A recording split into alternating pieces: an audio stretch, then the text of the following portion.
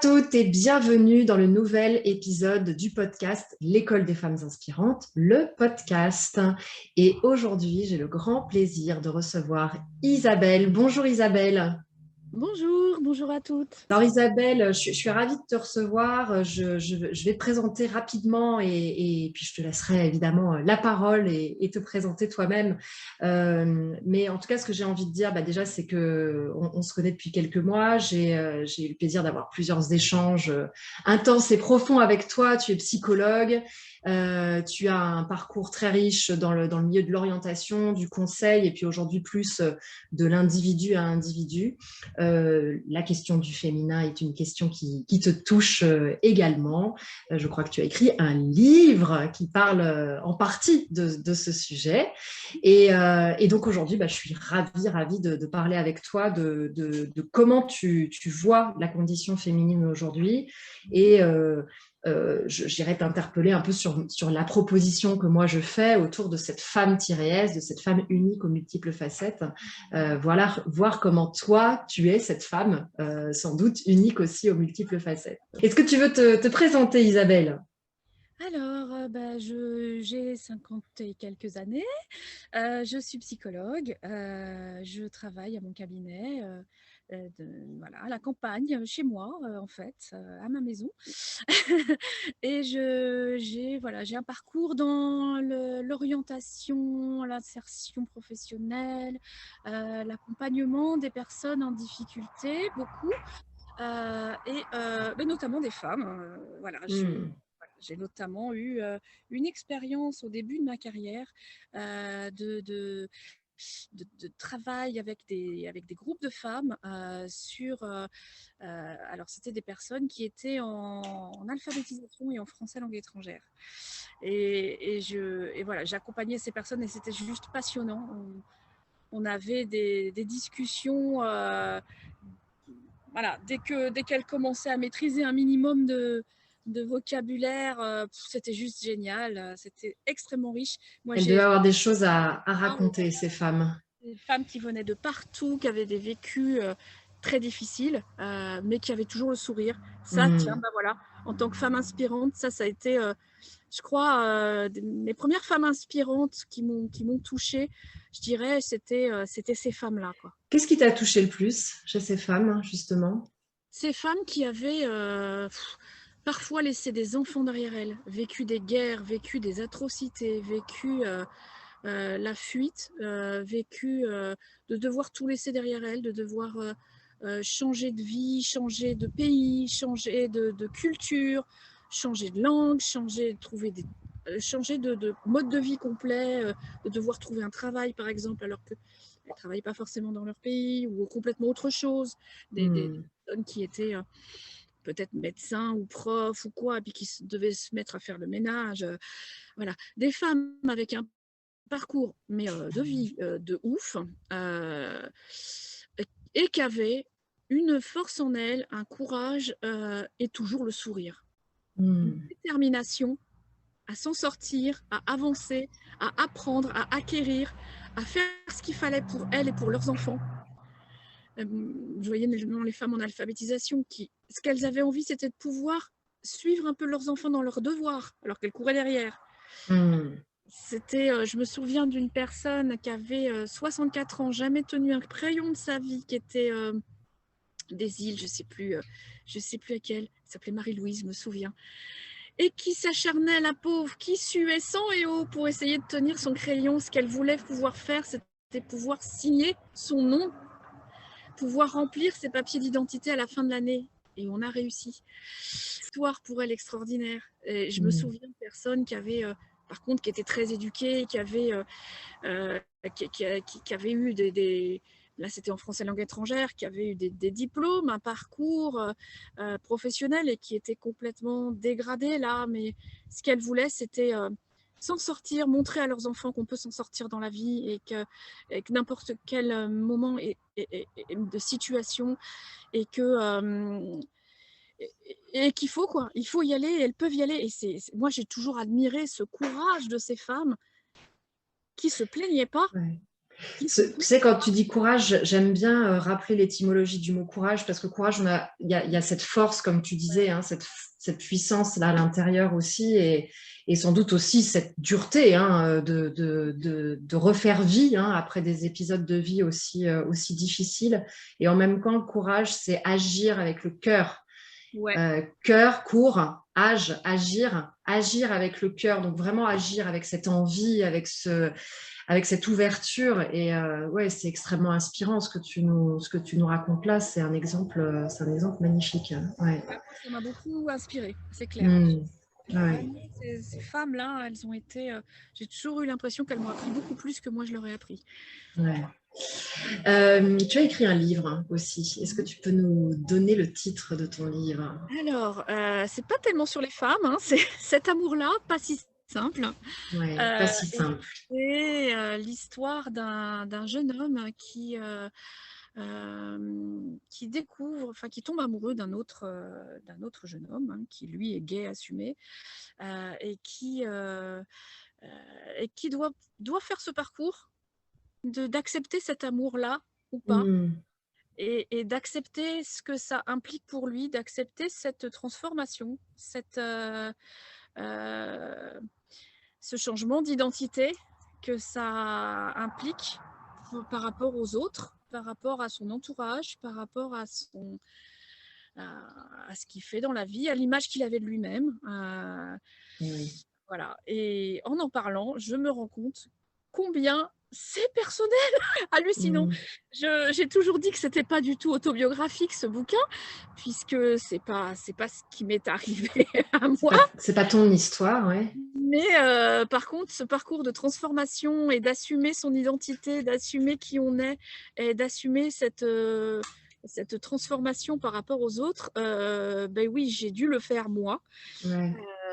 notamment rien qu'en écrivant ce bouquin, parce que je me suis retrouvée face à un entourage. J'avais pris un pseudo, hein, pour dire On peut le trouver, enfin ton livre, on peut ouais, le ouais, ouais. trouver aujourd'hui. Ouais, c'est du coup, qui es-tu? C'est sous le pseudonyme de Arabelle Cybèle Ardent, qui Ah, est l'anagramme de de mon ton vrai vrai nom. Bon ben voilà, maintenant on le sait, hein. nom exact. Bon, on n'est pas sur une chaîne de grande écoute à 20 heures, mais celui qui trouvera cette vidéo maintenant. Voilà, on peut lire mon livre. Voilà, donc ce Hmm. que j'avais envie d'écrire, c'était. Je me suis toujours posé la question. L'homosexualité est un truc qui m'a vachement interpellée quand j'étais étudiante. C'était la période où il y avait les gays revendiquaient leurs droits, où il y avait le sida qui commençait. Ouais, et puis oui, on est de la génération SIDA, enfin, Ouais, toi et moi aussi. Enfin, moi, j'ai vraiment vécu mon éveil sexuel avec le SIDA en tête en permanence. On était vraiment très, très instruits sur la question à l'époque. Et ouais. et moi, ça a démarré et c'était. Du coup, ça m'intriguait et je me Hmm. demandais comment on fait, parce que là, ils revendiquaient leurs droits, ils s'assumaient, ils essayaient de se faire voir dans la société, de se rendre visibles, d'exister Ouais, euh, c'était pas simple. et de s'affirmer, alors qu'il y avait cette maladie qui arrivait par-dessus pour les annihiler encore complètement. Enfin, vraiment, c'était terrible. Et là, j'ai transposé cette histoire-là, en fait, dans le contexte du mariage pour tous, des manifestations Hmm. pour tous. Effectivement, je me suis posé des questions à l'époque, j'ai fait des enquêtes, des mémoires là-dessus, sur la question de l'homosexualité. J'ai rencontré un couple notamment qui est mort du sida. Voilà, depuis. Hmm. Et voilà, j'ai failli pendant longtemps raconter cette histoire-là, mais cette Ouais. histoire-là ne m'appartenait pas. Hmm. C'était leur histoire. Hmm. Il aurait fallu que je recontacte la famille, etc., de savoir si j'avais le droit de raconter leur histoire. Hmm. Et donc, j'ai changé un peu beaucoup de choses. Et puis, je Ouais. me posais la question, mais comment on fait, en fait, pour assumer sa différence en soi-même, déjà, pour soi-même, Ouais. et vis-à-vis des autres. Et là, je me rends compte que ça me rejoint, moi, dans mon parcours que j'ai fait ces derniers temps avec l'école des femmes, notamment. Voilà. Hmm. Ouais, oui, c'est super intéressant. Et c'est peut-être pour ça d'ailleurs que j'avais retenu que c'était une histoire de femme. Mais oui, oui, c'est vraiment cette question autour de qui je suis et comment je deviens qui je suis. quel que soit l'endroit d'où je parte et quel que soit d'ailleurs ce qui je suis finalement. Et ce parcours, ce cheminement. Et tu vois, quand tu dis ça, c'est marrant parce que ça me fait penser à mon propre bouquin Femme-S, Ouais. où à la fin, quand je l'écris, je l'écris avec un angle sur les femmes et la prise de position des femmes dans la société. Et en fait, au fur et à mesure où je l'écris, et même quand j'en ai parlé après, par la suite, je dis, mais en fait, je parle de toutes les personnes qui ont encore à prendre leur place dans la société. Donc, les femmes, tu parles des homosexuels, les Ok. homosexuels, les jeunes des banlieues, en fait, toutes ces personnes, et en fait, chacun d'entre nous qui sommes soumis à un certain déterminisme, et en fait, on l'est tous soumis à un certain déterminisme, finalement. Exactement. Et Euh, les femmes ont encore à prendre leur place dans la société. oui, Exactement de la même façon, finalement. On oui, croit que les femmes sont, c'est bon, maintenant elles ont tous les droits, tout va bien. Et c'est exactement la question qui m'a été renvoyée par rapport aux homosexuels. On me disait, mais c'est bon maintenant, ils ont tous les droits, ça va, ils ont tout ce qu'il leur faut, pourquoi t'écris un truc là-dessus? oui, Non, c'est pas si simple. Voilà, d'où le titre. exactement. C'est pas du tout si simple que ça. Et subissent toujours de l'agression, toujours cette différenciation qui fait, qui permet au corps social de se distinguer. Hein, voilà, nous, on est nous, et il y a les autres. Et les autres, c'est tous ceux qui sont différents. Et c'est encore une insulte, c'est encore machin. Et les femmes sont dans ce cas-là, sont encore dans ce cas-là, où finalement tout est encore pensé au masculin. Alors ça change au niveau du langage, on essaye de changer des choses, mais tout est encore pensé au masculin. Le neutre, l'élément de base, c'est Mm. l'homme, c'est le Mm. masculin. Et tout ce qui est autour, c'est différent. Ouais. C'est différent et du coup, ça questionne sur ben, qu'est-ce qu'elles ont le droit de faire, comment, quand, comment Mm. elles ont le droit de s'habiller, qui est quelque chose au cœur de notre société, qui est très fort. Voilà. Oui, oui, c'est pas du tout acquis, y compris chez les femmes qu'on pourrait dire les femmes libérées qui travaillent, qui sont indépendantes. Moi, j'ai beaucoup de femmes. Ça me surprend parce que bon, c'est pas mon mode de fonctionnement, mais je conçois qu'il existe. Et du coup, moi, je me dis, il existe encore, mais bon, Ouais, ça, c'est ouais. ma vision, Oui, voilà, oui. euh, de femmes qui travaillent, qui sont indépendantes et qui ont envie, par exemple, de faire le programme de l'école à des femmes inspirantes et qui me disent, bon, bah, c'est super, j'ai très envie, j'ai les moyens parce que voilà, je bosse, etc. Je vais demander à mon mari. Bah oui. Et je suis toujours un peu interpellée. Ouais, c'est ça. Alors que quand ils ont envie de faire quelque chose, Ah ils le bah font oui. et ils nous en informent après. Ah bah oui, et ça Moi je le aussi, vois d'ailleurs en fait. dans les signatures d'accompagnement. Quand j'ai un homme, ça se fait dans la demi-heure.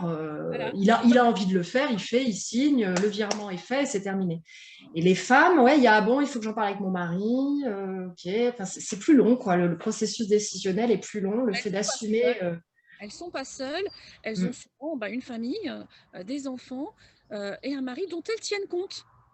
C'est-à-dire ouais, que c'est pas forcément encore dans la soumission, c'est pas forcément dans ce sens-là. non. Justement, les femmes, c'est ce que j'ai remarqué vraiment hein, très très fort et dans ces 6 mois passés dans l'école des femmes aussi, c'est flagrant. Les femmes se retiennent beaucoup, se contiennent beaucoup, se restreignent beaucoup parce qu'elles pensent avant tout à leurs enfants, à leur famille, et à se dire non mais attends, moi je vais pas mettre ce budget-là pour moi, alors que bah, il y a l'école des enfants, il y a les loisirs des enfants, on devait acheter une voiture pour mon mari cette année, il y a tout un tas de choses qui vont passer Ouais, avant elles.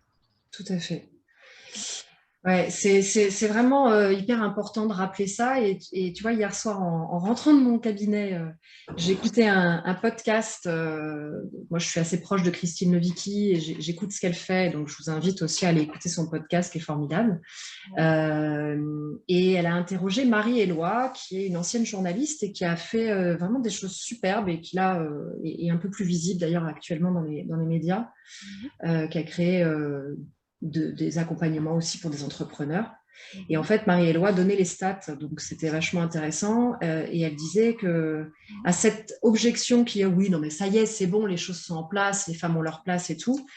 Bon, moi, je savais qu'il n'y a que 17-20% de femmes dans les comités de direction, les comités exécutifs. Ça, je le dis souvent dans mes communications. Donc, je dis, bon, allez, les femmes, prenez votre place dans les postes de direction. Et là, on pourrait toujours nous rétorquer, oui, bon, bah voilà, mais ça, c'est les places, c'est pour ceux qui sont en haut, quoi, machin et tout, et ça ne concerne pas les autres. Et puis, il y a des métiers où les femmes sont très présentes dans l'enseignement, dans ceci, dans cela. Oui.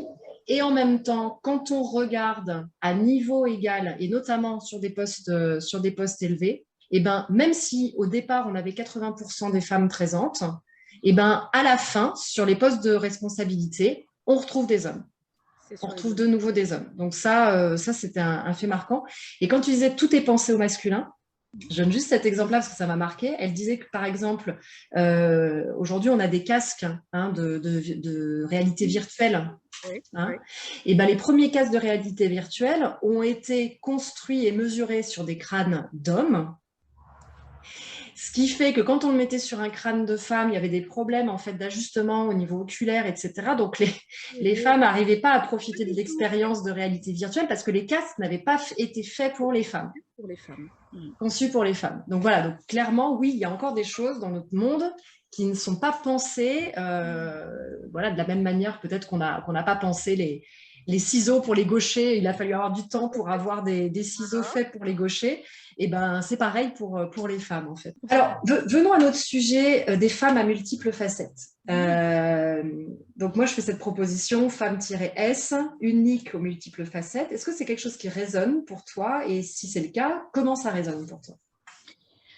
Alors, les femmes aux multiples facettes, oui, bien sûr que ça résonne. Alors, le mot femme S, je t'avoue qu'au début, il m'intriguait, je ne comprenais pas bien, et j'ai cherché, je me dis, mais elle doit bien avoir mis une définition quelque part. C'est quoi au juste femme S? Et quand on me demandait, quand j'ai dit, bah ouais, bah, je me suis inscrite dans un accompagnement, voilà, les femmes, machin, hein, les femmes S, et c'est quoi femme S? Et ben, je disais, bah, c'est des femmes plurielles, c'est des femmes qui ont un potentiel multiple. Voilà, je disais ça du coup parce que j'avais pas vraiment. Ouais, c'est assez vrai. En fait, Mm. voilà. Donc c'est vrai que ça, j'avoue que ce S m'intriguait. Et maintenant, bah oui, oui, multiples facettes, quoi, multipotentiel. Tu parles beaucoup de multipotentiel. Mm. De potentiel, voilà, de haut Ouais. potentiel. C'est vrai que moi j'avais vu une vidéo, en fait, c'est ça qui m'avait fait craquer, entrer dans l'école. J'ai vu une vidéo de toi où où tu expliquais un peu tout ton parcours et, enfin, de cette école, et ce que tu pensais des choses, etc.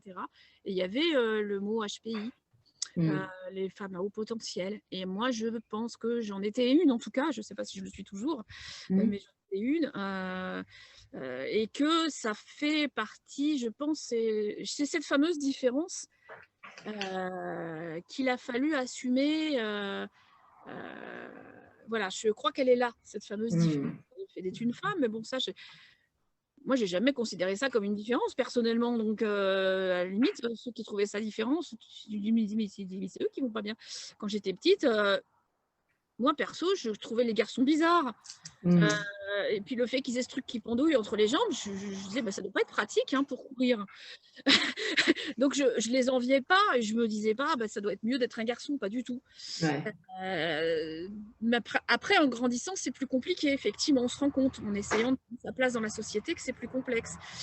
Mais non, je crois que la différence essentielle, c'était que j'étais différente dans ma façon d'être, de penser, de ressentir les choses. Je suis hypersensible. Hein, dans ma famille, ça a toujours été vécu comme la différence qu'on ne comprend pas, quoi. Voilà. Mm. Donc, on ne parlait pas tellement de tout ça. Et moi, j'ai failli passer des classes, je dis louper, passer des classes, sauter des classes, et ma mère n'a jamais voulu. Mm. Ma mère n'a jamais voulu parce que ça aurait été me mettre en décalage avec les autres. Donc, Ouais, intéressant. voilà. Mais bon, moi, j'avais toujours fini la première. J'ai eu la chance d'avoir un instituteur pendant 2 ans qui était génial, qui nous ouvrait sur tout, sur la Mm. nature, les arts. Il ne se contentait pas de faire des maths et du français, quoi. Mm. C'était absolument génial avec lui. Et il avait fait une petite bibliothèque dans un coin de la classe. Et ben, quand j'avais fini, il m'amenait doucement dans la bibliothèque. Il me disait, bah, tiens, voilà, bah, tiens, je pense que ce livre, il va t'intéresser. Voilà, et c'était super parce qu'il ne me mettait pas non plus en porte-à-faux vis-à-vis des autres. Et moi, je pouvais ne pas m'ennuyer. pendant ce temps-là. Donc ça, c'était super. Alors sinon, Ouais. multiples facettes, c'est aussi, eh ben, moi j'ai l'artistique. Par exemple, voilà, j'ai toujours eu des talents artistiques, mais qui n'ont pas été reconnus dans ma famille non plus. L'artiste, Mm. c'était mon frère. Voilà, moi Mm. j'étais intellectuelle du coup, et lui, c'était l'artiste. Et donc moi, j'avais pas le droit, en quelque sorte, et, ben si, si, voilà.